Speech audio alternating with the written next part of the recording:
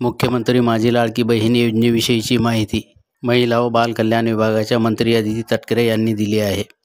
ज्या महिला मुख्यमंत्री माझी लाडकी बहीण योजनेमध्ये अर्ज करण्याच्या बाकी राहिलेल्या आहे त्या महिलांचा एकच प्रश्न आहे की मुख्यमंत्री माझी लाडकी बहीण योजनेमध्ये नवीन अर्ज कधी सुरू होणार आहे।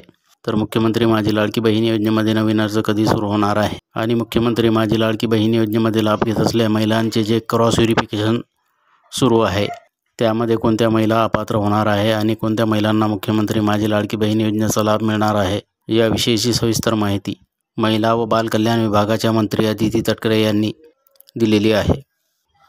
या सविस्तर माहितीच्या व्हिडिओची लिंक व्हिडिओच्या डिस्क्रिप्शनमध्ये दिलेली आहे।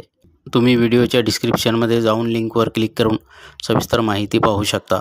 योजनेविषयी येणारी प्रत्येक नवीन अपडेट लवकरात लवकर तुमच्यापर्यंत पोहोचावी याकरिता चॅनलला सबस्क्राईब करा, घंटीवर क्लिक करा, ऑल नोटिफिकेशनवर क्लिक करा, लाईक करा, कमेंट करा आणि व्हिडिओला जास्तीत जास्त शेअर करा।